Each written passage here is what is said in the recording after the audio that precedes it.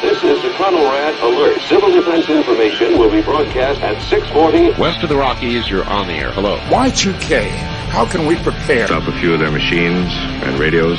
Throw them into darkness for a few hours. We are fighting for our lives. My family must survive. For 5 years, 1,000 gallons of gas, air filtration, water filtration.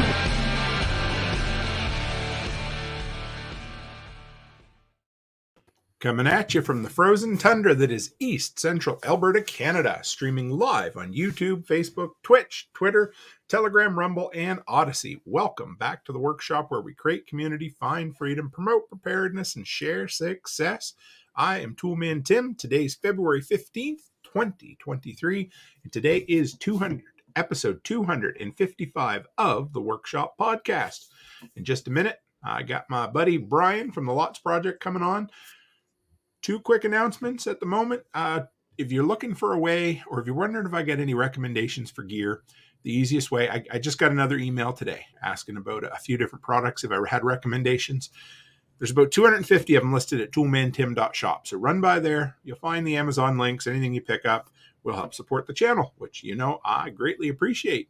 And number 2, Patch of the Month Club. Go to patchofthemonth.co and sign up. $10 a month, $100 a year. That is the way to get added to the super secret email list that is the Patch of the Month Club mailing list, where you get first dibs on anything new that we release.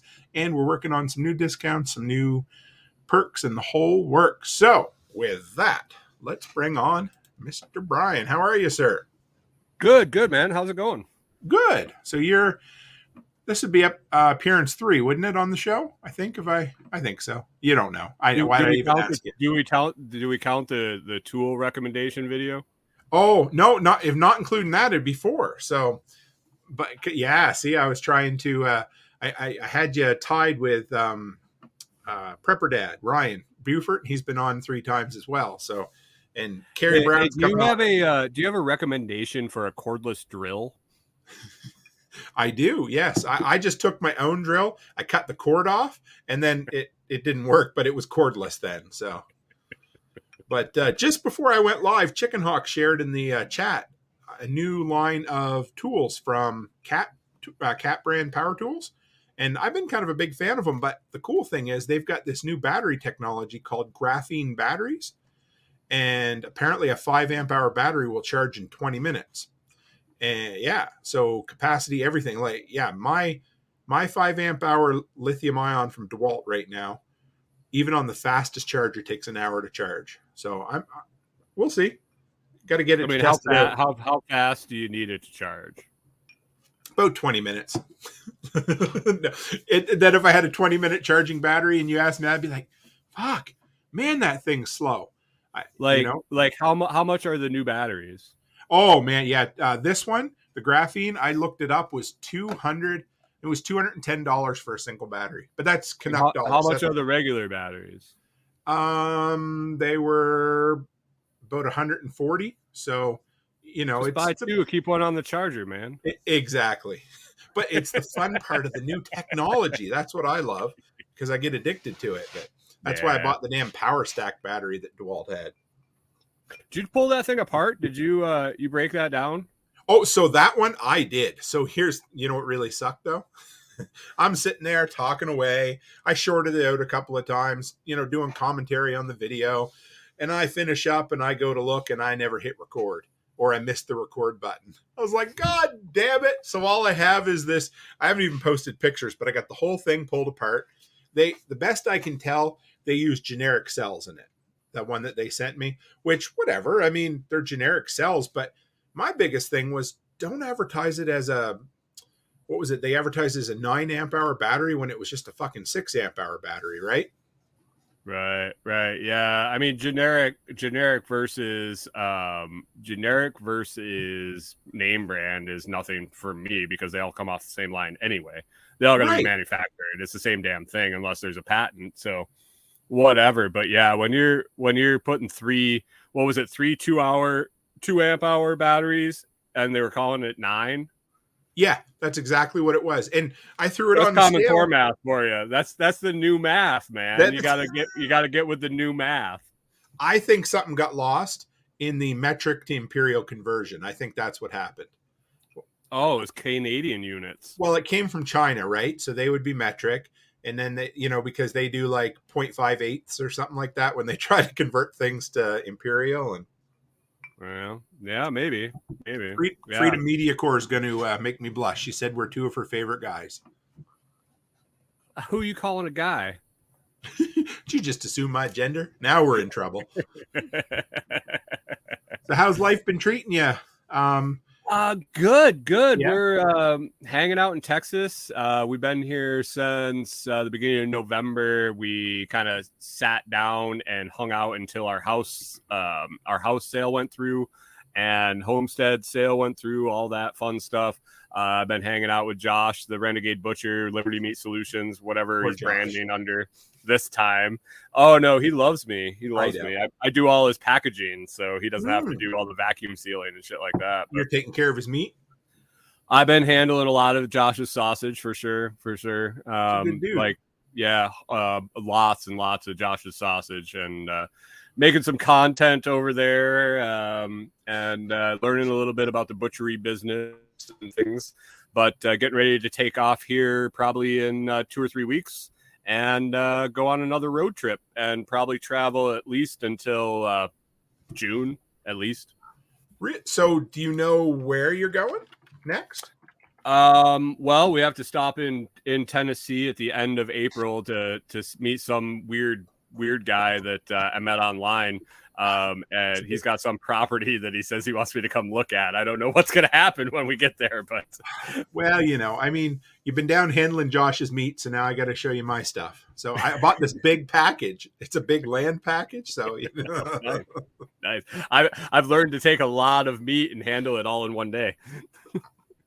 Hey, it is what it is. Everybody's gonna be like, "Oh." But no, we're gonna kind of meander our way up to Tennessee, probably through March, and you're gonna be up there at the end of April. Yep. We're meeting up with Tim, actually. If you guys didn't catch that, if you're slow folks, or the slow folks in the crowd, I'm gonna be meeting up with Tim towards the end of April up there. So we'll probably take March and April and kind of zigzag back up.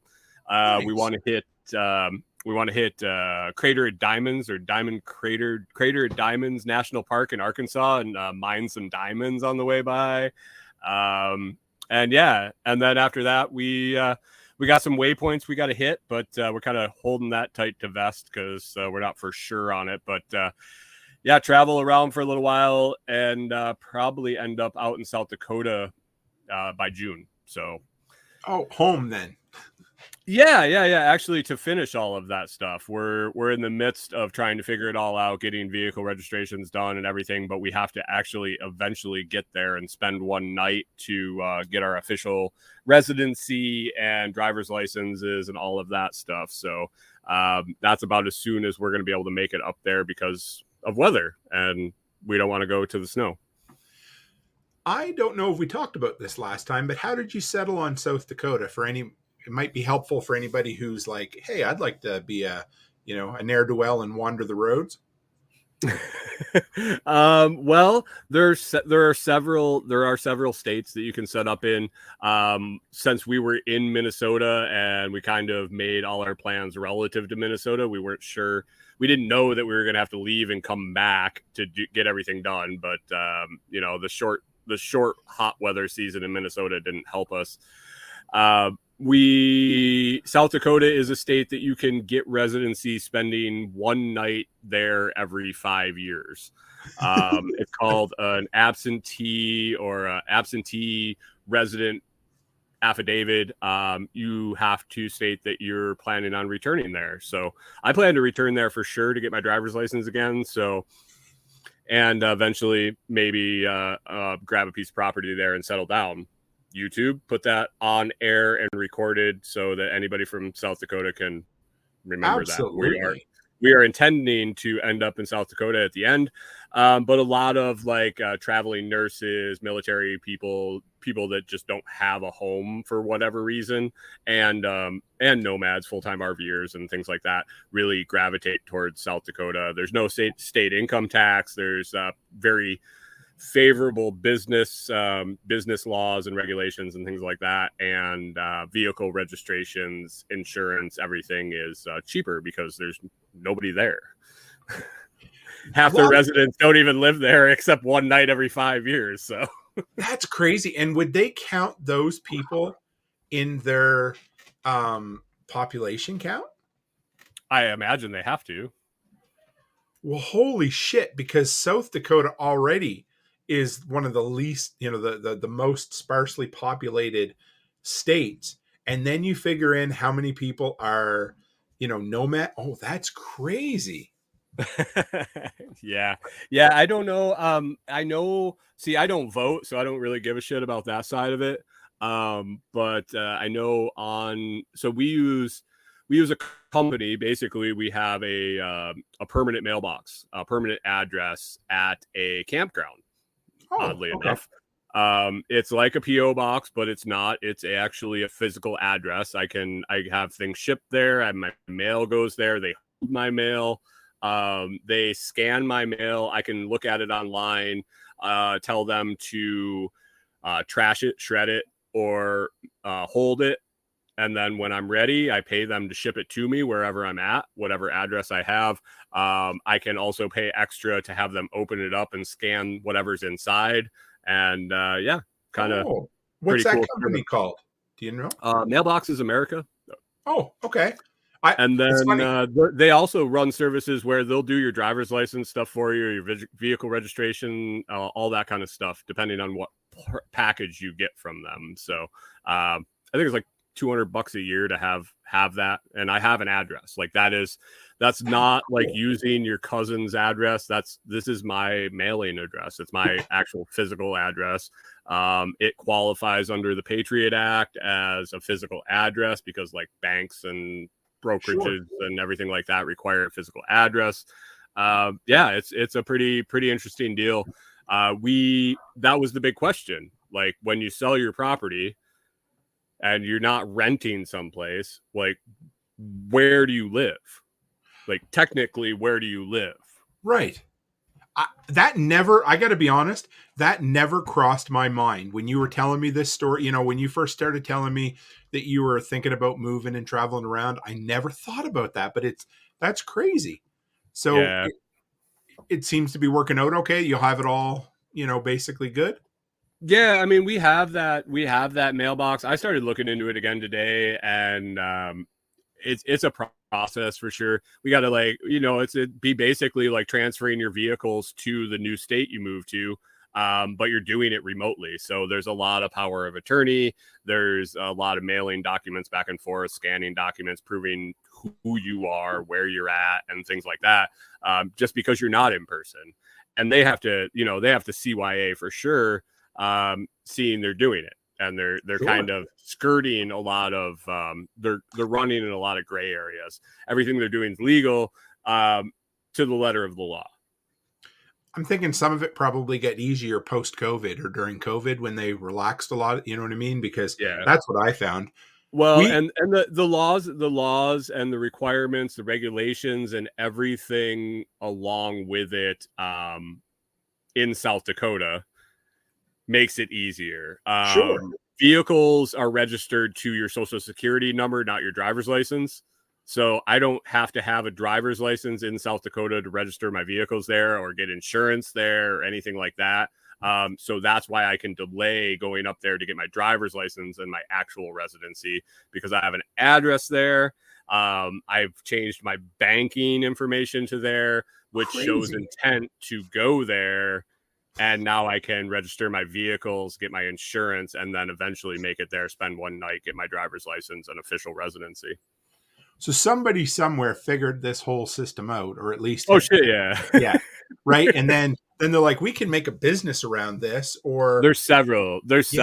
And some are better than others. It's all your personal preference, really, and what you're looking out of it. Like, I have all sorts of different options as far as amount of mail that I get, amount of shipping, and different things like that, depending on what package I use. This company just happens to be the one that fit best for us. And so we went with it. There's companies that do the same thing in Texas and Florida. Mainly the states that don't have state income tax is where people are targeting for this type of domicile, is what it's actually called. It's not residency, it's your domicile. Which makes sense. I mean, when I worked at Home Hardware, we lived in Nova Scotia, but the business that I worked for was technically registered in New Brunswick, which is the next province over. And for reasons, I don't know, but tax reasons, I'm sure. Yeah.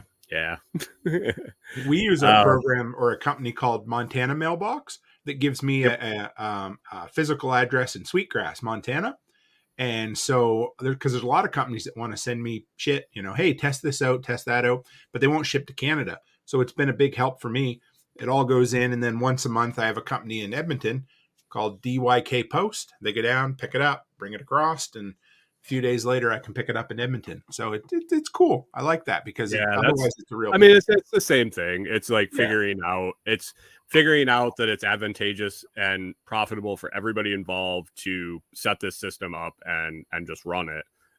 And yeah, that's why it works. RZ wants to know what end of South Dakota you're looking at. For our trip there, we'll probably be going to the southeast corner. Getting, I don't know. We're actually, yeah. Once we get to South Dakota, we're actually planning on spending the summer kind of North Dakota, Montana, Idaho, kind of as far north as we can get and as high elevation as we can get. So we might actually go farther. I mean, we might go to the Black Hills. We don't have, once we get our license, that is kind of our last.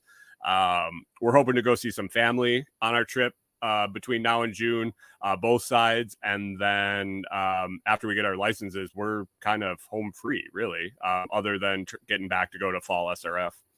Nice. Yeah, that's gonna be fun. I don't know if we've talked about this a little bit, but I was talking to Nicole the other day and she's totally down with it. But I'd like to do some sort of like 1 or 2 day workshop / work day at my property, say like a day or two before SRF or a day or two after. So when me, you, and Carrie, I think all three of us are going to get together in April, we should figure that out because I think it could be advantageous for all of us. I think it'd be kind of fun. Absolutely. Especially if we have people coming in, permaculture instructors or somebody of that type that's coming in for SRF anyway. They're going to be in that area.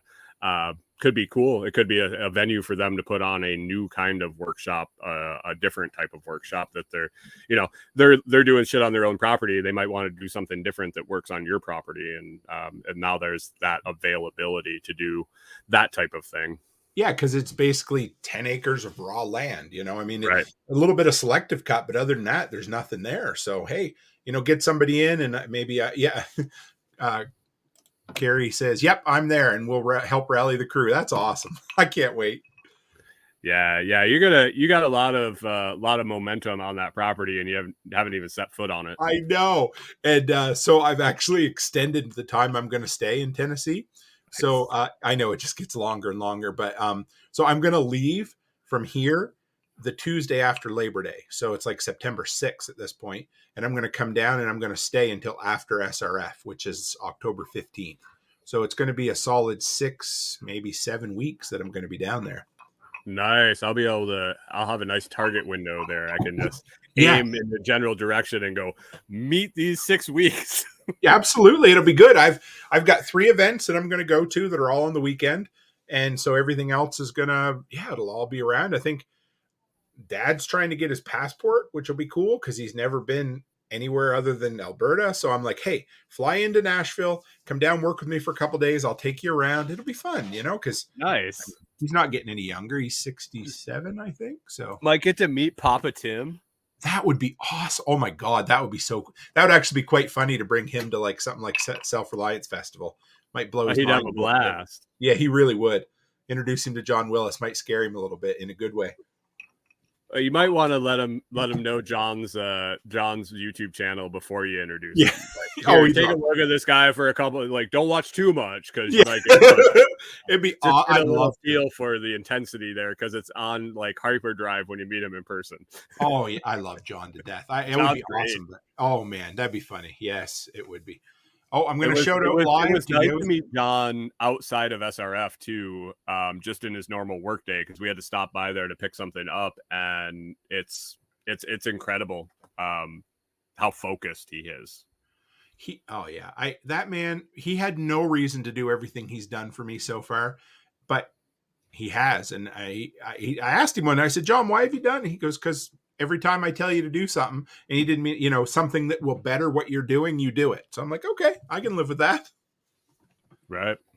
Yozek just put in the Telegram group that he passed his general ham radio test. So let's shout out to Yozek tonight. So that's good.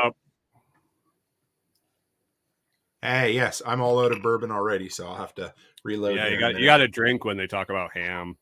Yeah, that is true. Yeah. Oh, there's another question too. Oh yeah. Or well, I guess it's more of a statement, but Freedom was saying that that whole South Dakota thing could be a good little extra business for people with a hip camp. Yeah, it gets weird when you own property. Like that was the big thing for us, is when we couldn't go over there and get all this taken care of because we didn't sell our property before we left Minnesota. So we were technically Minnesota residents. We owned a residence in Minnesota. So then you can't really just go, oh, well, I have this house and everything in Minnesota, but I live in South Dakota. Right. I'm sure you can work around it, but it was just easier to wait till the sale went through and then make our way back there. So how long you been on the road now? We left September 26th. Yes, sir. Why don't? Yeah. So that's September, October, November. Yeah. So we're 6 months now, almost. Yeah, about that. But we've been sitting for.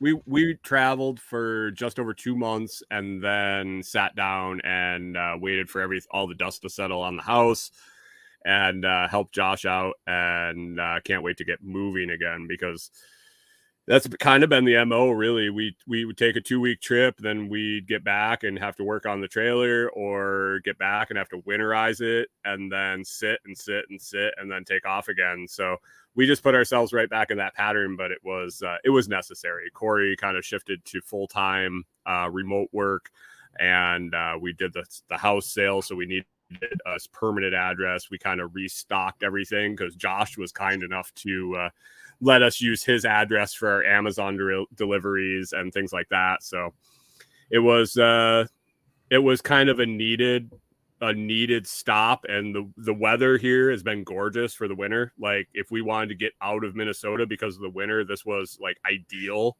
place to be. So I'm okay with it, but I'm ready to go. We still got a couple weeks, but I'm ready to go. Do you got kind of a limit to how long you can be in a place before it starts growing hair on it, or gets a little, Yeah, well, we're trying to feel that out. We really targeted and we enjoyed the frequency when we were a week or 2 weeks at one location.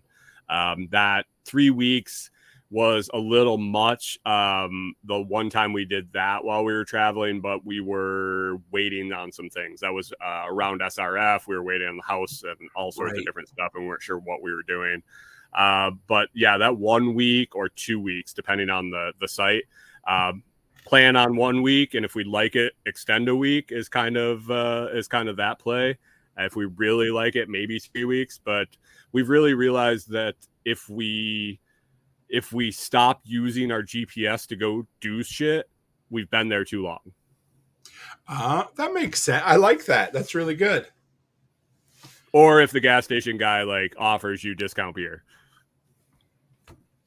Hey, I don't know. I just have that face where they always offer me discount beer anyway. So I guess I just look like I need discounted beer. It's like, oh man, you look hard up tonight. Do you want a case on? I have a slightly blemished case of beer. Do you want one? Yeah, guy says, hey, I got that case of beer. You want one? It's got one broken bottle. I'm like, yeah, sure, whatever. I had actually picked it up a few days earlier and it was leaking out of the case, and I was like, I'm not buying that shit. And so I put it back on the shelf. Why is that so funny? I didn't tell him. I just put it back on the shelf. And he says, I was like, yeah, I'll take it. He's like, you come in tomorrow, right, for more beer? I'm like, what? was like, maybe tomorrow, maybe the next day. That's funny. Like, I gave you a discount. I gave you a discount then. You're putting his kids through college. That's all. So, well, I came back to get it, and I was like, well, I'm thinking I'm going to buy what I normally buy, and then just buy the extra when he has the extra. So I bring him what I'm going to bring up, and I set it on the counter, and he's like, oh, you want that? You want the case I tell you about? I'm like, yeah. He's like, oh, so I'll take this one back. You only want one. I said, no, you fucking leave that right there. You need to give me that one and the other one. What a good man. Hey, he's just looking out for you is all. Oh, yeah. Chicken hawk. Jeez. You know what? Yeah, I gotta admit, I'm trying my damnedest, but I really suck at navigation. I'm just so bad. Yeah. When we drive, Becky's always the one. You grew up you didn't have GPS when you grew up. How'd you get places? I didn't. No, when we travel, it's kind of funny though, but in 2007 we drove across country and we took like the back roads up northern. Well, that was when I ended up through Floodwood, Minnesota that time. And, you went the wrong way if you were in Floodwood when you were trying to drive across Canada. Yeah, well, sorry. Well, it was across Canada. We just went through the states, to get to Saskatchewan, and we ended up. Oh, that's right. I was farther north in Onamia, Minnesota, than like 75% of the population of Canada. But we were still heading further north than you, poor thing. Well, yeah, we used an old paper atlas, which was, I don't know, we didn't even have a cell phone in 2007. We were just too broke to have one. Dude, I remember going so we would have these parties when I was in high school, and I mean, I'm kind of dating myself, but we would be out in like state land in Western New York. It would be like the state forest.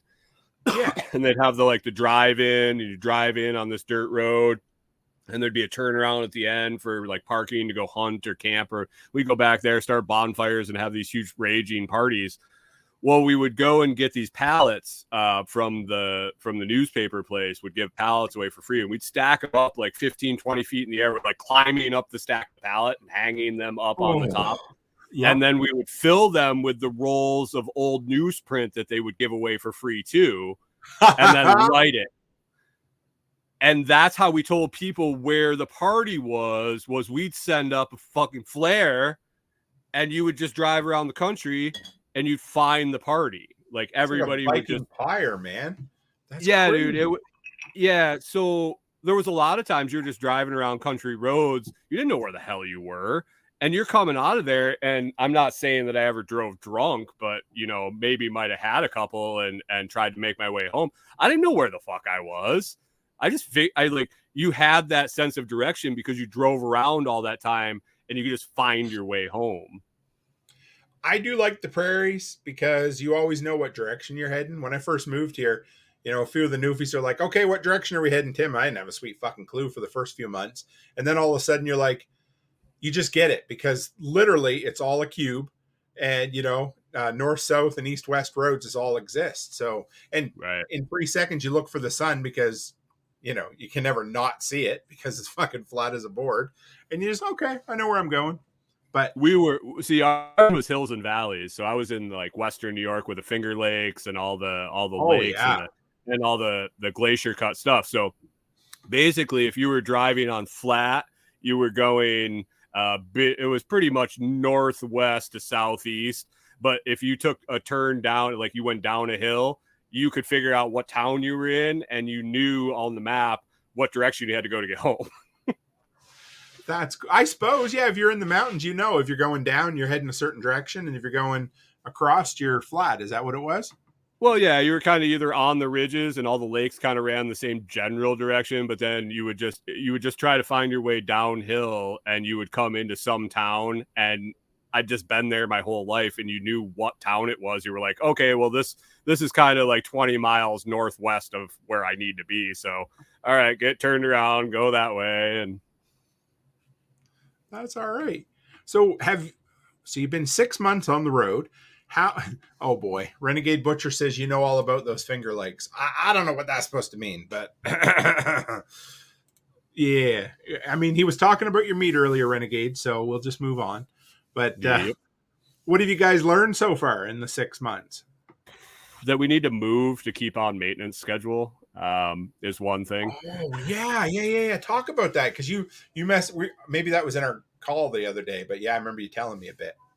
Yeah, so when we move, we clean everything. We like deep clean everything because we have to have everything put away, everything stowed, close everything up, and then we're traveling and it's like bouncing down the road. So you really got to do a number, like make sure everything's good. And if you're going to close everything up and you got to move everything anyway, so you deep clean whenever you're going to move. So I was like once a week or every other week, we were completely, it would be like moving all the furniture out of your living room and cleaning your living room every week is what we were doing.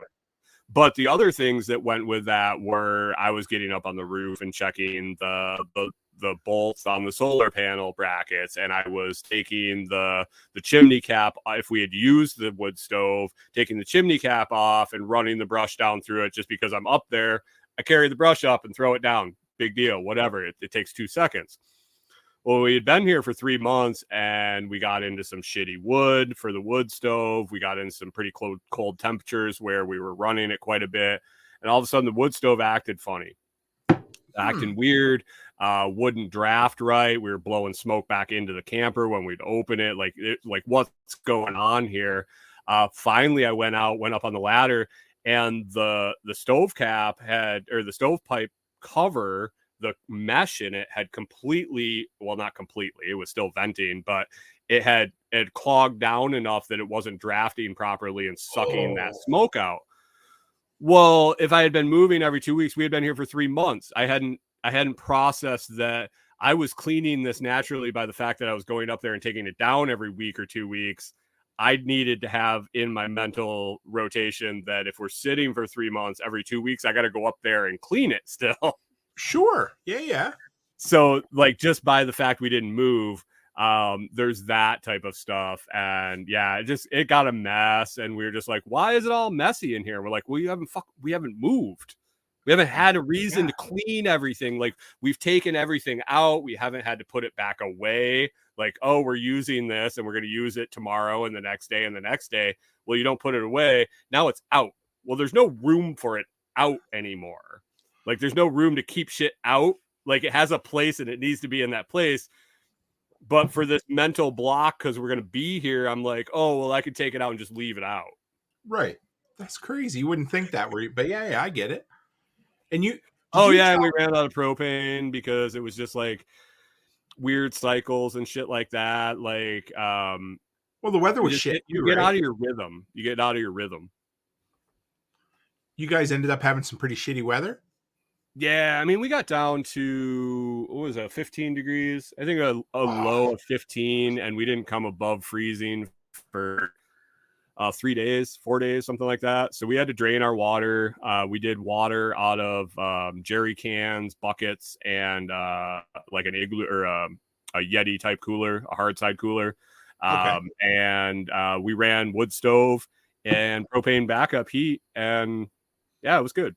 We were fine. We kept it up, I think 50-ish, 50, 55 in here when it was 15 outside. So that's not bad for yours wouldn't be considered like a 4-season camper by any means, would it? No. And that's a lot of the stuff we've really learned since we've been on the road is what we want next time. We already figured out what we want next time. Not exactly, but we have must-haves that we want to change when we buy our next camper. And are you still thinking about going smaller? Because that's what you told me last time. Absolutely. Probably significantly smaller. How much smaller? So what size do you have now? 32 foot with two slide outs. So it's like it's like a big bunk house in the back completely. We'll probably end up in that 24, 25 foot range. Easier to maneuver. That was the big idea, or just weight, maneuverability, truck. And if we buy the smaller camper, we can spend the same amount of money, get the higher quality insulation, the higher quality. We want to go more There's a company called No Boundaries that Oh, makes yeah. off-road, like the stuff we want to do. They've got a higher. There's like a higher suspension. Do they higher have like clearance, heavier leaf springs, better tires. It's meant to go places like we want to go. Yeah, that's My cool. travel trailer is not meant to go where I want to take it, and I take it there anyway. Unfortunately, Yeah, whatever. Hawk it'll wants to know. it'll sting me at some point, I'm sure. Like right now we're stuck where we're at. We have to have the landowner where we're staying pull us out with a tractor here sometime and get some routine maintenance done on this before we hit the road, because we're buried in a old watermelon field. So did you sink in? Is that what happened? Yeah, it's all sand. Did you? We stuck when we parked here. Like we were at a campsite, and then we asked them if we could stay for a few months, and they were like, okay. And we're like, well, we don't need to take up one of your campsites because they were going to give us a discount. And I'm like, well, I'm not going to occupy one of your sites and then get a discount from you. Like I can go park in that field. That's the whole point. I don't need a hookup. I don't need anything.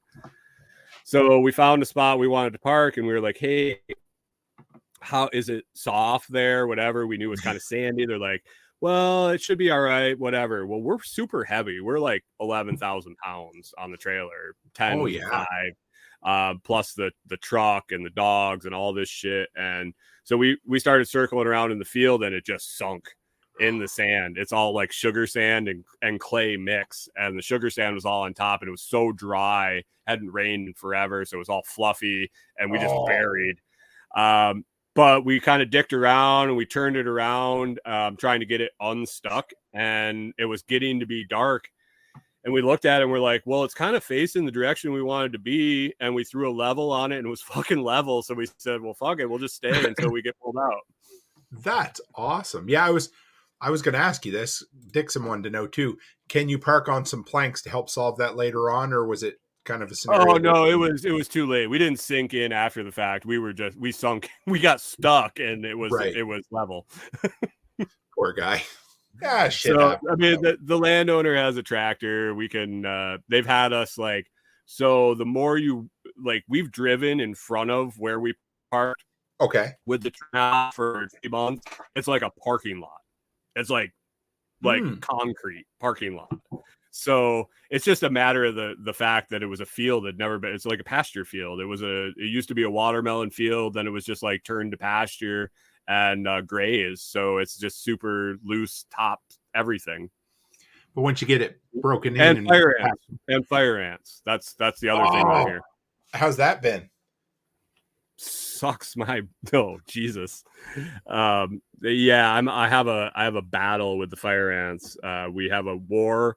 We're currently at a truce. I'm not sure why, because after the rain, I'm pretty sure they think that I really screwed them. But when we first got here, well, it was actually before we got here, but I ran into the fire ants. But when we parked here, it appears we parked on a field that has an enormous fire ant hill under us. Like it's just probably like people are like, oh, just put tea tree oil and citrus oil and this and that around. Like, no, this fucking thing is like probably 50 yards long by 40 yards wide. And they come up and they like every time it rains, all their mounds disappear, and then they build up more around us. And they're just like, where they're like, yeah, fuck you. Good luck. We have you surrounded. Well, when we first parked here, I was like out, and we were kind of feeling each other out, and they'd get on my feet and they'd bite the shit out of my feet, and they're just like blisters, and it's horrible. It's the most horrific thing. They're like the scourge of the earth. So I started fighting back, and our dogs slobber. Like, kind of told you about that, but yes.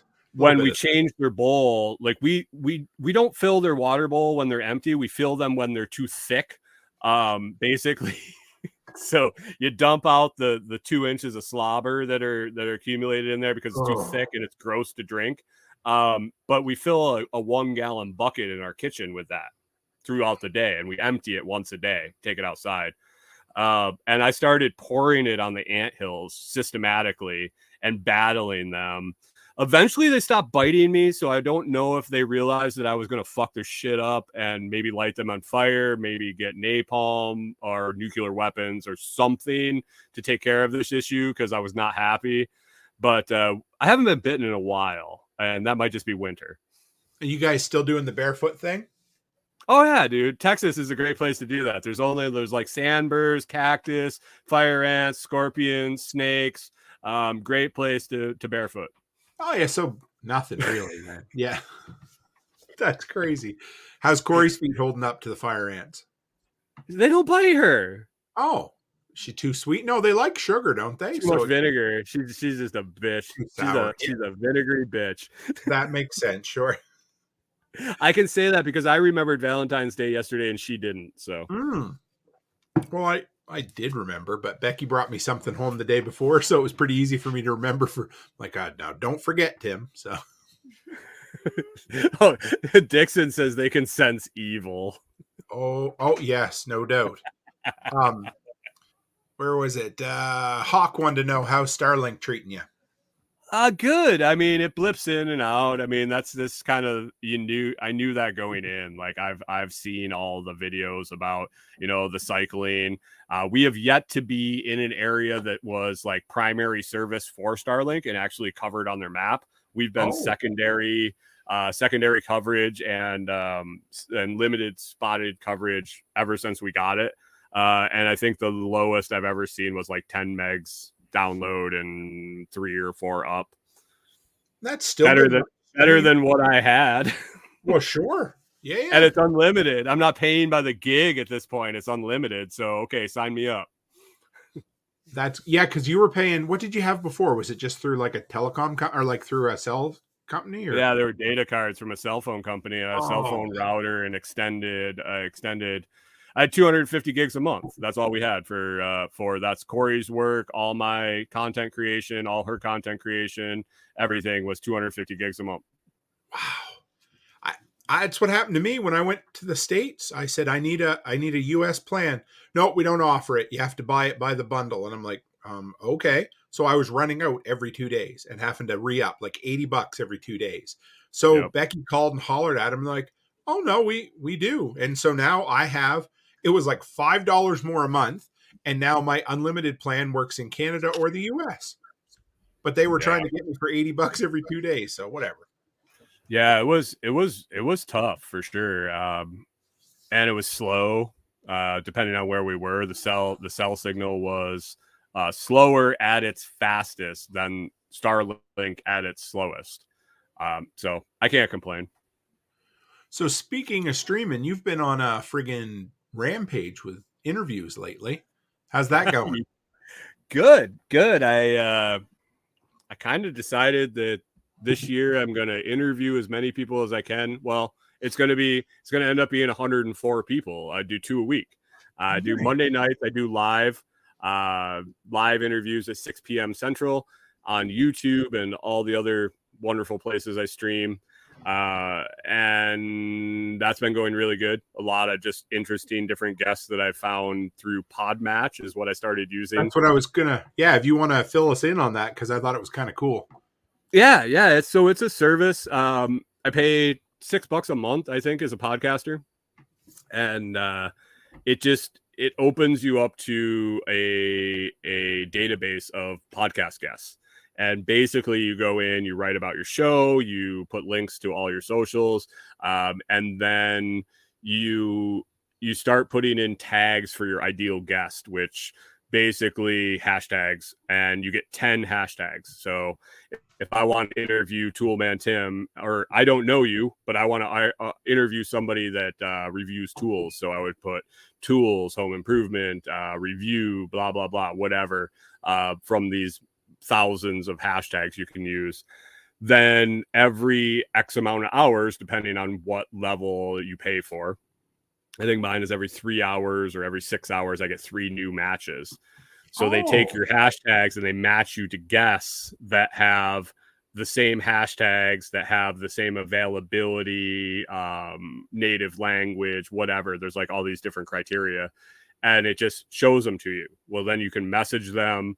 The platform has a scheduling software. So if like I use a different calendar and I always have them book one or the other, and then I just mirror it back and forth. They're all connected, but they have a scheduling software in there. So if you didn't want to use any scheduling, you could do it all through there.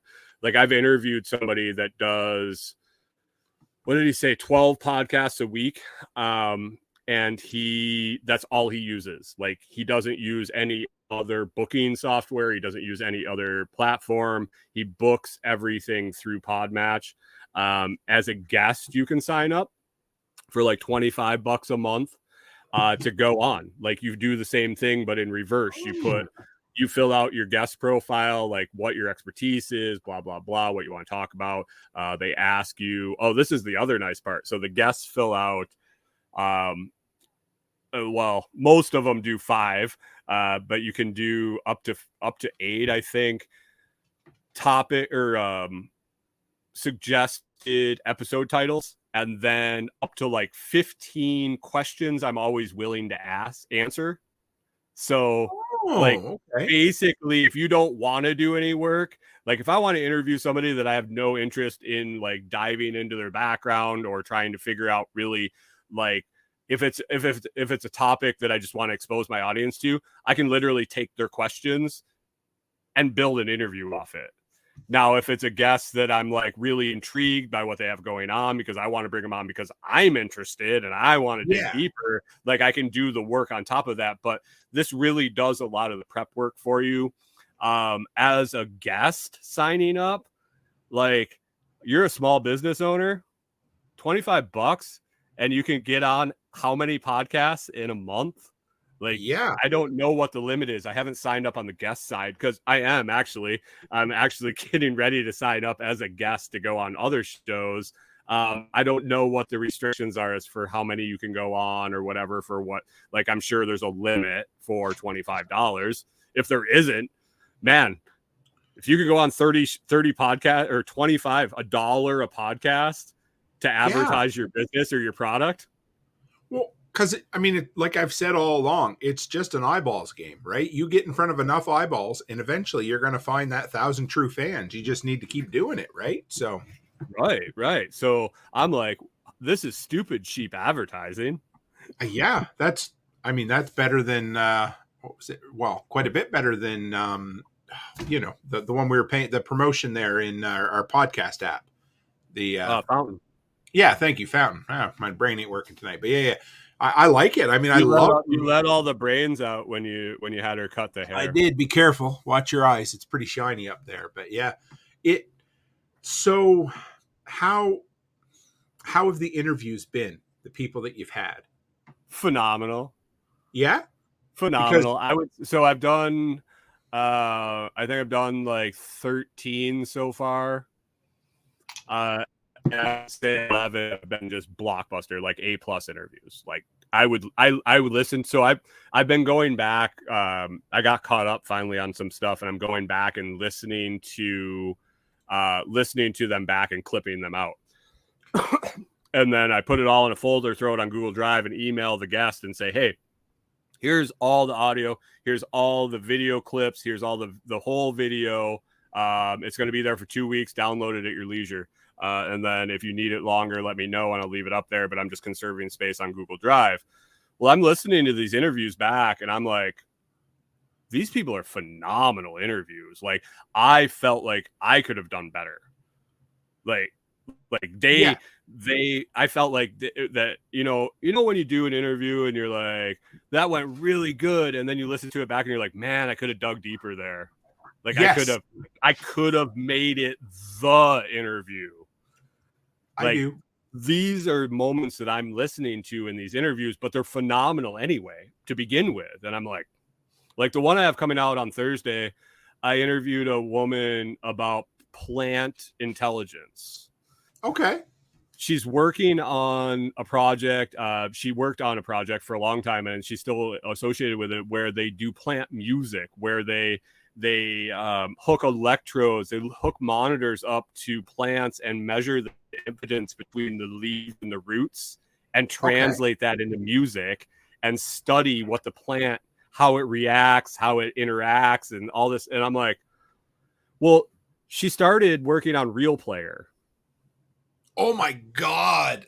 Like late 90s, mid to late 90s. Oh my God. That's awesome. Her first job out of college, she worked for a CD press printing company where she was labeling the tracks, like the beginning and the ending of the tracks on CDs.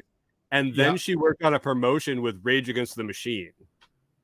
Really? Wow. The first promotion where the CD was linked to the web, where you bought their CD, you put the CD in the computer, went to a specific website, and it unlocked music. Like she worked on this promotion, and I'm like, and then you ended up living in a community in Italy that like is this free spirit Damaher. I don't know if you've ever heard it. It's like the biggest natural community in Italy. She lives there now. Super cool, and the interview was just fascinating. And these are the people that I'm landing on this site, and it just blows my mind. Because I probably mentioned this to you before, but I don't know. No, it was about a year ago, called Matchmaker.fm. Same type of system. Mm-hmm. Sounds like a friggin' cheap dating app, but it was the same thing. And I got like no hits, nothing worth. Yeah, I think you got to pay. You got to pay. I got to try. This sounds like it could be a really decent. The funny thing about that was, so I found that one. So Ken Esch actually referred me to it, and I looked at it, and I was like, it was at a point where I was so busy. It was before we launched, and it was like, I got to pay to sign up for this. I'm not going to use it. Like, I know I'm not going to use it, so I can't sign up yet. Yep. Well, totally forgot about his link, of course, and just as a dick, I like on purpose, No, I've totally forgot.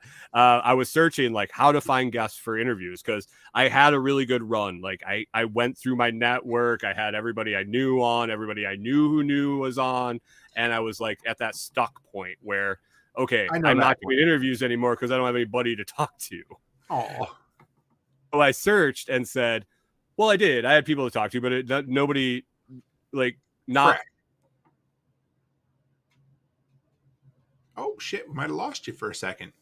Looked like you closed your eyes and fell asleep, but man, he was just getting to the good stuff too, guys. Talking about I'm back. You're back. All right.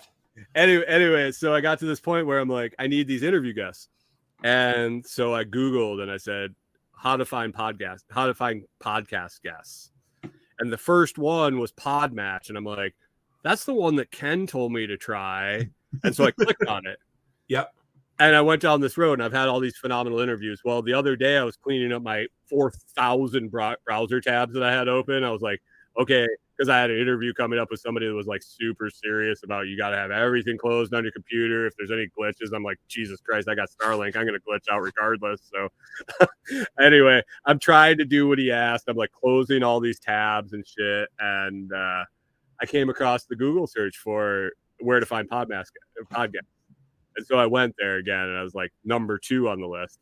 I looked at this. I think I searched it in like November. So, now here it is, February. I'm looking at number 2 on the list. That's crazy. And it was this thing, and it was free. And I'm like, okay, so I sign up, and I get the email, and it emails you like a guest list every year, like featured guests, this and that. And so I'm scrolling through them, like none of them are matching what anything I'd want to talk to. And then there's this guy, he's like, oh, the world's foremost bat expert. I'm like, all right, cool. I can deal with this. So I click on his profile and it's like, oh, this and that. Like I traveled the world looking at bats and researching bats and this and that. And I'm like, dude, like this would work because doing hip cant setups and properties, bats, they're all beneficial. So I get a scroll that says podcast of note, like notable podcasts the person's appeared on. First one, Joe Rogan podcast. And I'm like, oh, that's awesome. Wow. So did he come on? Did you get him? I haven't emailed him yet. It's still sitting. It's actually, I'm looking at the browser tab right here with his profile open. I got to email him and figure out dates because I'm booked through March right now, actually. So both lives. So that's two a week. I've been booked solid and I'm pre-recorded all the way through February. And I have half of March pre-records booked and half of March lives already booked and all February. So like there's no point reaching out to him right now and going, dude, you want to come on in like May? I know. That's my thing. I'm like, oh, I know a guest I want. So then I go the hard way. Like I reach out to them and then they ignore me. And then I reach out to them a second time. And then they're like, shut up, don't talk to me. That kind of thing. But I might have to try this a little bit. Yeah. That pod match, man, that's a quality site. And, so I promote it. There's a referral link that you have that you can get if you get people to sign up. Obviously, they give you a little cut, and so I'll push that out. And the guy that runs it is constantly thanking me for promoting his links and pushing his stuff. So he's involved. I don't know. It's probably a bot that's doing it for him or whatever. But at least they set that up as a front facing kind of customer service thing. And is it podmatch.fm or is it podmatch.com? .com. Oh, wow. They got an old-fashioned .com email, URL. That's all right. I believe. Hold on. Let me make sure here. Let me pull it. Podmatch.com. Yeah, okay. And if you go to let me see if it's going to load for me while we're streaming. If I drop you, I'm sorry. I tried to use the internet all at once. That's okay. It might be unlimited. It's just not that wide. Yeah. So podmatch.com, and I believe it's podmatch.com / the Lots Project is kind of my referral link, but it didn't pull up with me signed in because I'm all in incognito here. It's just taking me an extra second. That's okay. I like it. Yeah. No, it's www.joinpodmatch.com / the Lots Project. Oh, okay. Well, whatever. And have you, were there any tips or tricks you've learned from or is it just super? Yeah. As a host looking for guests, so they have a list of videos that you can watch that kind of educate you, walk you through it. It says, watch these to maximize your what you're paying for Podmatch. Okay. Of course I didn't. I dove right in like every fucking man. Yes. And just did whatever I wanted. There was a point where I ran out of matches and I'm like, well, this sucks. Nothing's matching up. And so I go over and I start looking at the how-to videos. And the second one said, target your guests with your hashtags. So if you want to, like I said, if I want to interview somebody like Tim, I would say tools and reviews and this and that. Well, if I want to interview Brian Norton, I would put in coffee and this and this. So you can change them whenever you want. So basically, I say I got March 7th open. I want to talk to somebody that is a marine biologist. So I'm going to go in and I'm going to put ocean, marine, animals, blah, blah, blah. And it'll start populating my matches. And I'll send all my messages out to those people. And as soon as I book one, I go in and change all my hashtags to the next target. So instead of searching for all your guests, search for your one guest and then search for your next guest. And yes, that makes sense. Okay. Instead of casting that wide net, really target down. You're not actually looking for the specific person, but you're looking for that person. You know what I mean? Yeah, that was the biggest thing. And the other is, just reach out to people. Some of the people that I didn't think were going to be great interviews turned out to be great interviews. There's a lot of life coaches, and there's a lot of people looking to get exposure for stuff that they're just I'm not interested in. Maybe if that's the podcast genre, it would work. But if you're choosy and you look through the guests and really read their profiles, and there's always links to other shows they've been on. You can go on and listen to them, see how they speak, see if their cadence works for you. Just do your research and you'll find everything you're looking for and more. Have they, so you've kind of, I don't know if you changed up what your show is a little bit, have you? I haven't really changed it. I've actually just multiplied it. I was doing Monday through Friday morning, 6 a.m. I've been doing that since for over a year now. I started at 15 minutes and now I'm at like 45 minutes a day, really. Every day, 5 days a week. A lot of times it's just me rambling over coffee with the audience, with the live feed. We bullshit quite a bit and just talk about whatever is going on in my life. Basically, I come up with the schedule, I come up with the topics, and we just roll with it. Some days I'll just have something I'm thinking about that I want to go into. I think tomorrow we're going to talk about like homesteading in Minnesota and the good, the bad, the ugly, what we liked, what we didn't like, and what really fucking sucked. Nice. But it's so random because I was doing my interview shows. I was doing my morning shows. My morning shows are 45 minutes long. My interview shows are an hour long. And I was like, how can I reach the people that want to watch a 10-minute or listen to a 10-minute podcast or a 5-minute podcast or something like that? Like, I'm a 45-minute podcast talking about random shit. I ask a question every day and then I talk about random stuff, or I do interviews that are an hour or an hour and a half long. I'm missing out on that short format, that short content people, the people that want to listen to the quick hitter things. So I was thinking, and I'm like, all right, maybe people want to listen to just interviews. I like interviews. I love it. Yeah. So I was like, what could I do? What could I do? I'm like, Anchor's free. I can mess around with Anchor. I started 2 new podcast feeds. Not too new, like I'm not doing any more. Basically, my interviews go up on Anchor as lots to talk about. That was something that I was calling those episodes anyway. So you can find lots to talk about podcast feed on Anchor or any of the other things. But it's also contained in the full feed, the Lots Project podcast. Nice. And then I also am spinning up my own little coffee brand here. I've had GSD blend. We've had the dogs blends, but I put together a new house blend called the Perfect Cup. And I decided to have that sponsor my question of the day. And for that 5 to 10 minute quick hitter episode, I pull that out every day. It's usually between 5 and 10 minutes.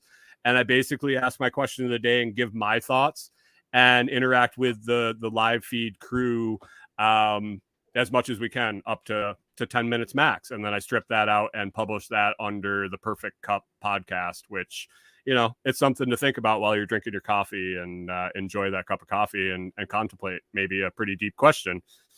So you're doing the same amount of podcasting, which how many episodes a week are you? You must be 7, are you? 7 episodes. Yeah.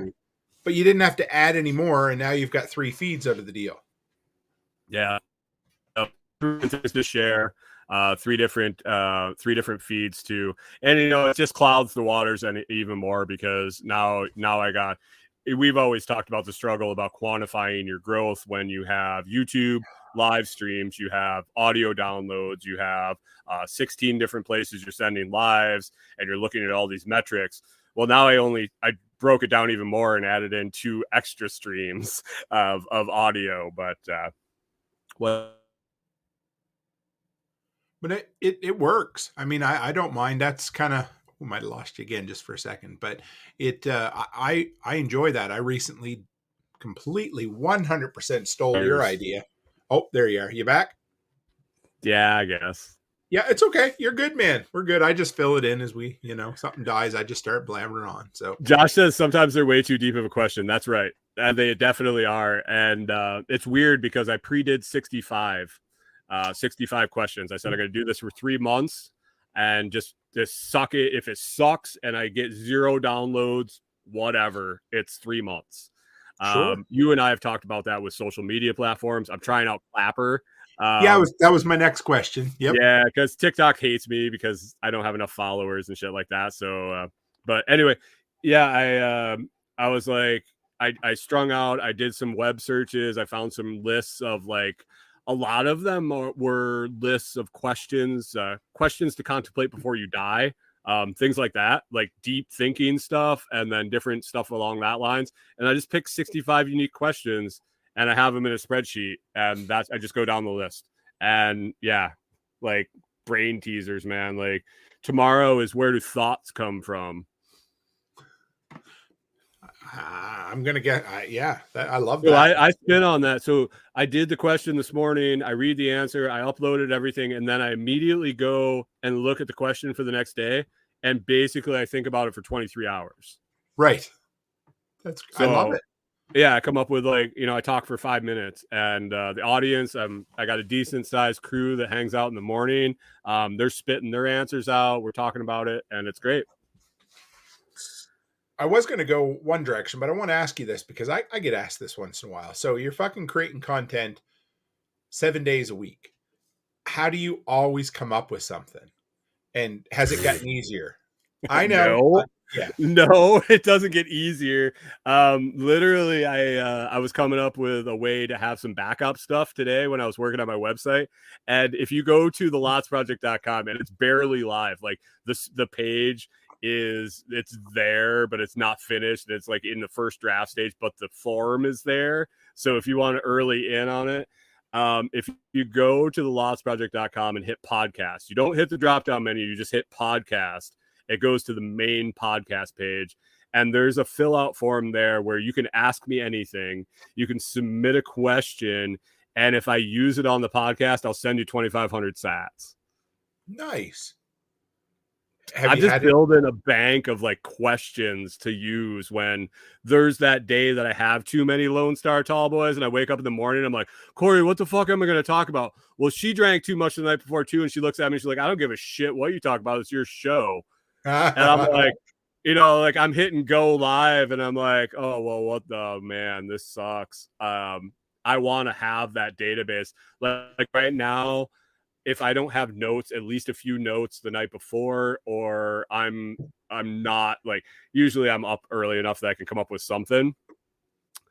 Yeah, Josh, I have to be able to use it on the show to receive the sats. But like there's mornings I'm like making my coffee going, like it's nice when we travel because we all have that's fresh content. Like right. every day we're doing something new. Yeah, when you sit for a while, like it's a struggle. It's a struggle. It gets interesting. Ask Corey. She gives me a lot of ideas. Let's just put it that way. That's cool. No, I have you did I see? Yeah, I'm sure I did. The other day, you're still doing the gravestone thing. Oh yeah, man. I'm I actually here. I'm gonna refresh. I think I might have hit 1,000 followers on TikTok on that account right now. Okay. Because I just seen something. What was it? You're doing like a whole story. 998. Okay. 998. Yeah. Well, no. Right now, I'm working on a story. So I go and visit graveyards wherever we stop. It started up in Tennessee. Corey wanted to go for a walk over in the graveyard, basically where you picked her up in the back of the truck. Yes. Yep. Remember that? Crazy dog. Yep. Anybody that doesn't know that story really doesn't need to know that story. No, it's not that interesting, but I know where it is. Yeah. But anyway, that cemetery across the street there, she was like, hey, I want to go walk around the cemetery barefoot. It's nice and smooth grass and all this. And I was like, well, I grew up near a cemetery. I've always been kind of intrigued by them, but I kind of like shoved it away since I was a kid because that was just something kids like to do. And so I went over there and walked with her, and I'm looking at these headstones. I'm like, it'd be really cool to take video of this and throw it on TikTok. I didn't know that there was like a whole genre of this going on there. And so I just did it. And the first one, I got like a few hundred views. The second one, I got like 14,000 views. And I'm like, okay, well, I guess it's a thing. And I had this thing when I was a kid. Corey kind of rekindled it in me. Maybe I'll just, when we travel around and stop somewhere, I'll find an old cemetery and go document it. So I started doing it, and the channel's kind of like grown and grown and grown.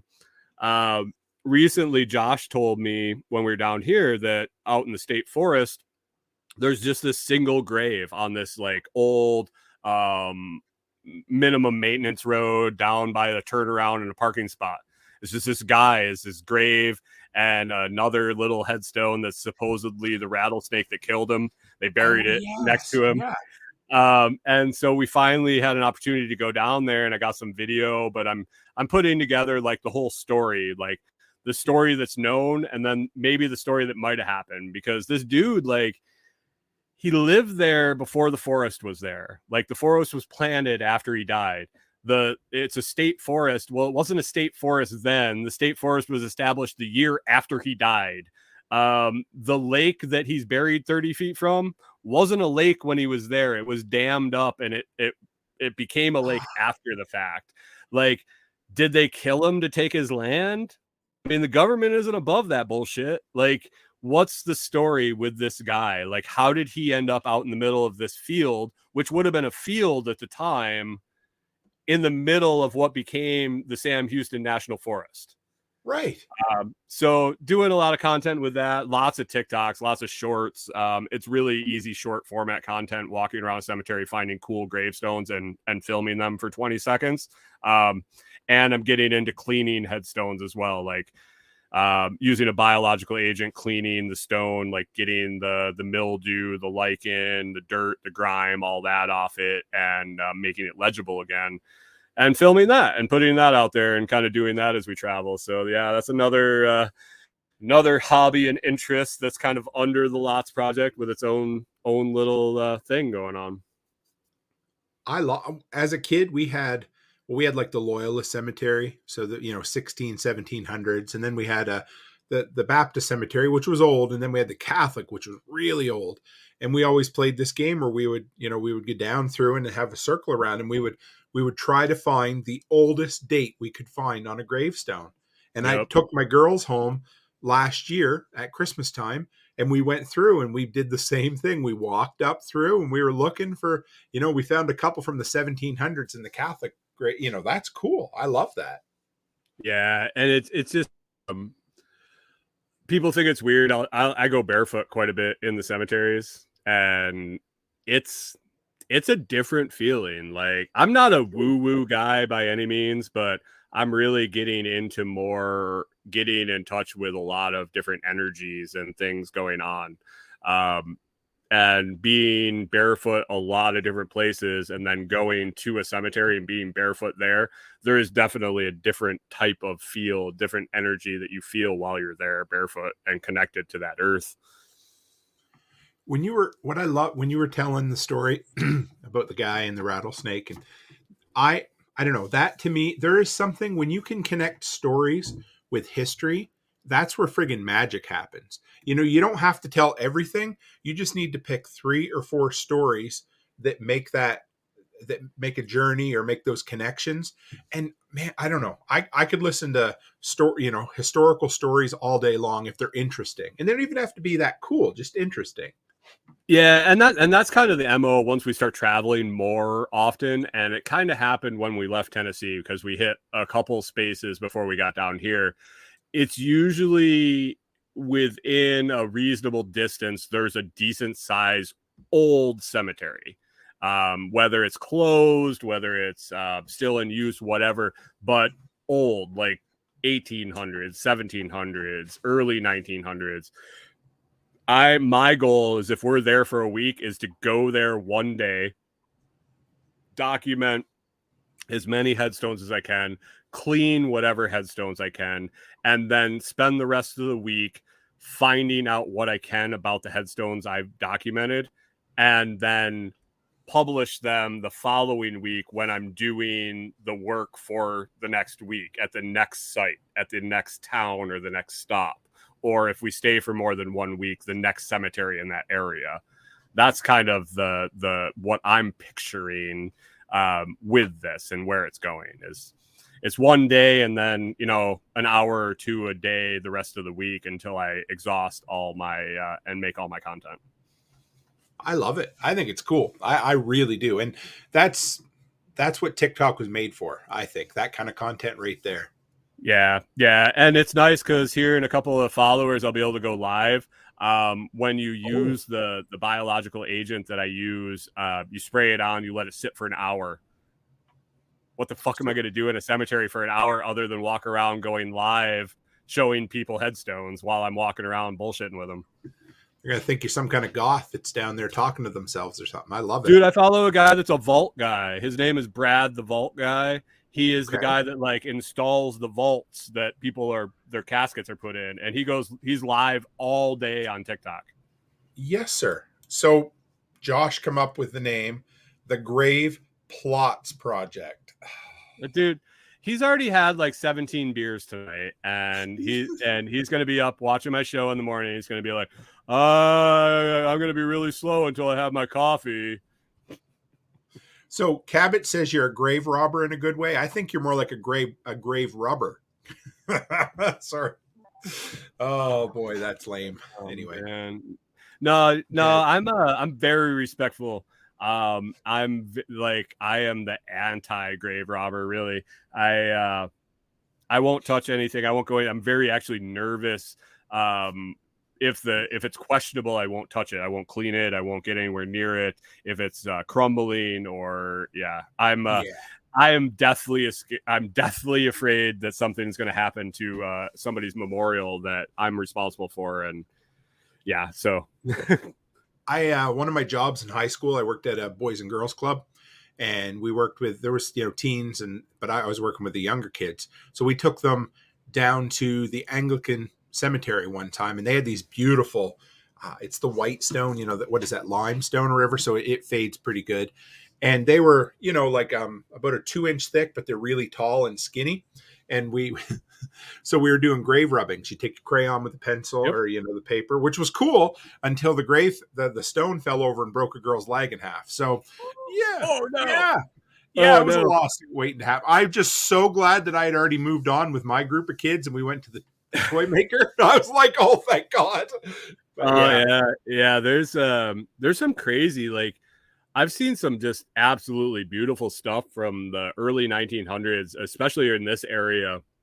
There must have been a wealthy settlement here, and there's a cemetery in downtown. It's like a 5,000 people town, but there's a big cemetery down there that there are monuments that are probably 20 foot tall, marble, like completely beautiful marble. The etching is still crystal clear, and obviously, I mean, there's Freemason symbols all over them. They were the wealthy, but huge monuments from the early 1900s, and it's really cool to see them, document them, be around them, read the different things that people put on them, and then, like, that's my deal. I'm into the older shit. Like, I'm not a like walk around like the people that died in 2015 and this and that.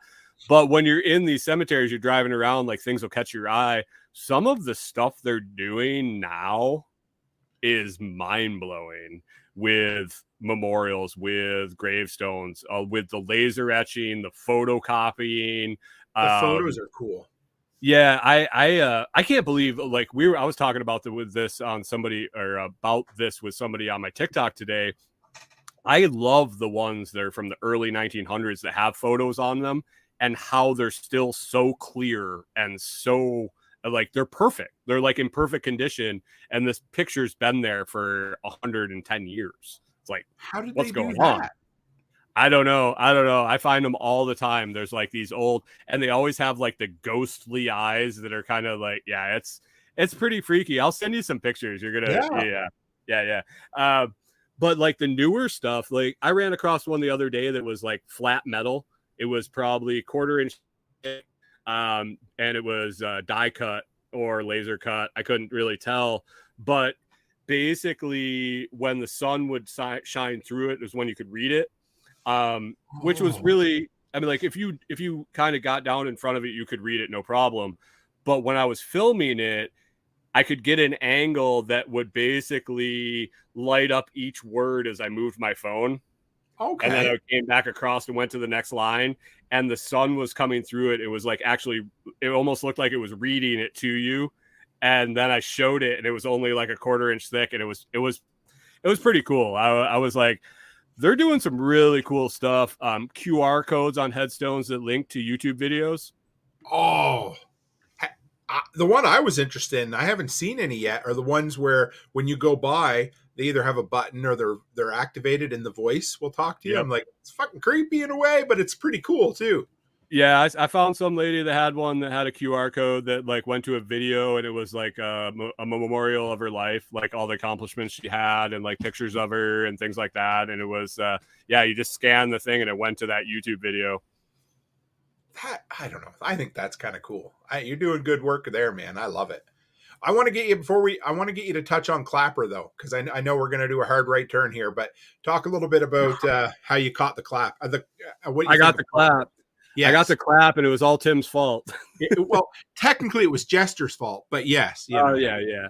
I was watching Tim's show, I don't know, a while back. Oh, it was the Float Bash, the Float Bash episode, and somebody mentioned Clapper, and I'm like, well, what the hell is this? I like whatever.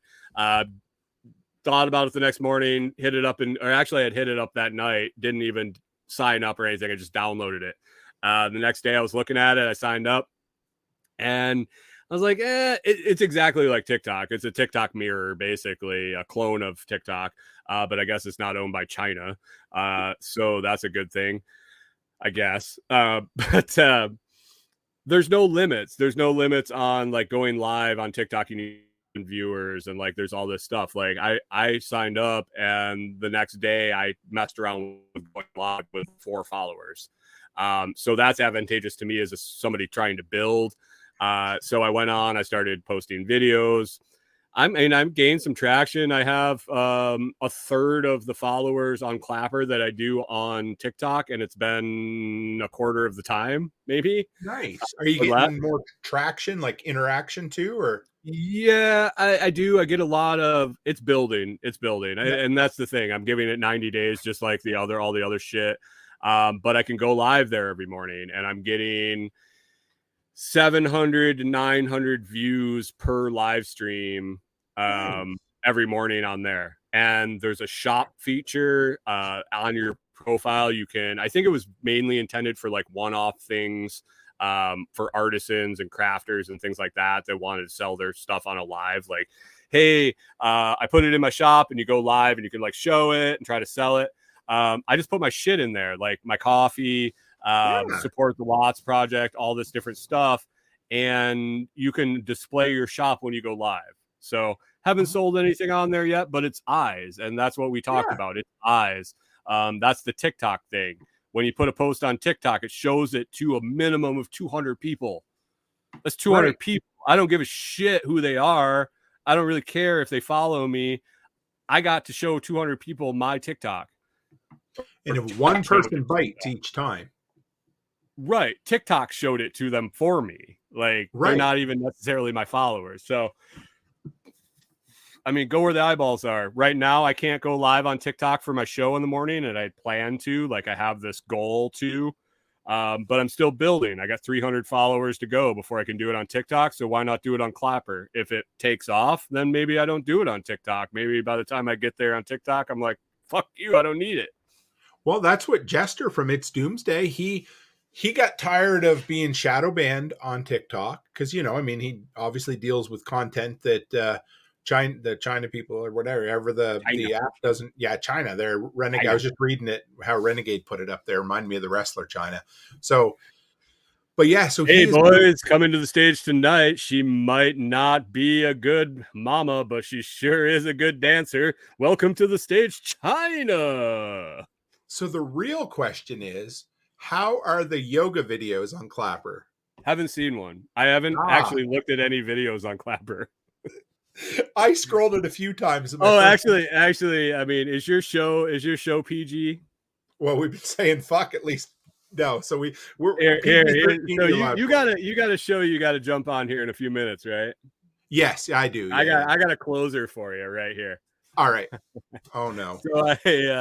So I did laundry the other day, and I went to the washateria. I didn't know if you know that laundry mats in Texas are called washaterias or washaterias or washaterias or something. Like, I'm really close to Mexico, I guess. They serve food there? No. Okay. I'm just like cafeteria. Washing machines. Okay.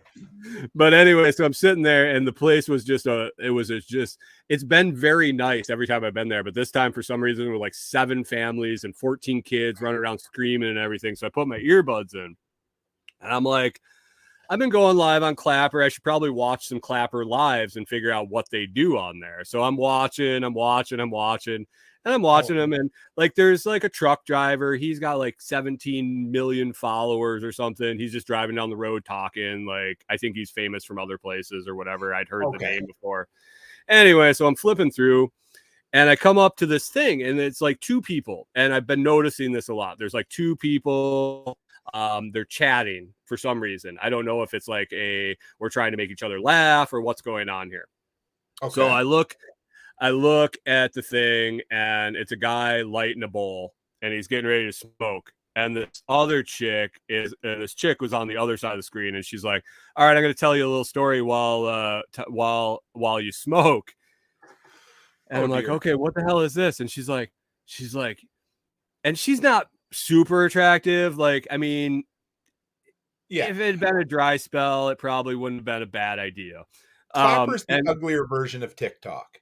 Yeah. So she's like, yeah, you know, so I've been fucked out of my earrings before. And I'm like, what? She's like, I've taken it hard and I've lost an earring, but I've never been fucked out of my nipple rings. Last night I got fucked out of my nipple rings. And I'm like, what is going on? Oh my God. Yeah. They're not going to say that. The guy literally blew his bowl out. Like, laughed so hard into his pipe that it shot out like a stream. Oh, and yeah, because I'm sitting in the laundromat with my earbuds in, laughing hysterically. At the washateria. Yeah. Washateria. Is it like? I don't know if it's the washateria or the washateria or what it is. Josh isn't sure either. Is it Spanish for something, or is it like? Because it reminds me Spanish for laundromat. It reminds me of the Acadian French in Nova Scotia, where they're like la big screen television or parque la car dans le driveway. It's like we called it franglais, a mix of French and English. You know, Spanglish. Oh my God, yes, that's great. That's what we used to speak in the kitchens to all the Ecuadorians, of Spanglish. Wasn't that a movie with friggin' Adam Sandler?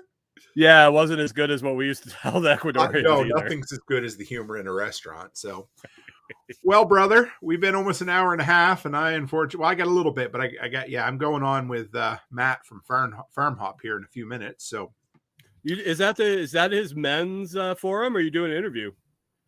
Interview, I guess. Yeah, he's interviewing me, I guess. So it's gonna live stream here and on his YouTube channel. Oh, nice. I'm not going to be able to stay up that late. I'll probably have another tall boy and pass out, but I'll catch the beginning for sure. Oh yeah. Well, So how do people find you? I know you're right here right now, electronically, but I don't want to be found. Well, there you go, guys. Thanks for tuning in. So yeah, no. But you can find me at thelotsproject.com or on YouTube. Type at The Lots Project. Don't type youtube.com/The Lots Project because that's not our name. But the handle is The Lots Project. So at The Lots Project, if you search that or just the name, any podcast player, you can search The Lots Project or Lots to Talk About or The Perfect Cup Podcast, and you should find all of it. Yes, and you hit 1,000 subscribers. Yeah, you've hit your 1,000 and a bit on YouTube now. 1,200 now. Nice. Shorts, is that what's doing it for you? Yep, that's the way to do it. Yep. Lots of shorts. The grave stuff does well on YouTube also. It's crazy. I love it. Well, would have never guessed. It was not intentional by any means whatsoever. I just kind of happened into it. Well, what's the worst that could have happened? You could have made a grave mistake.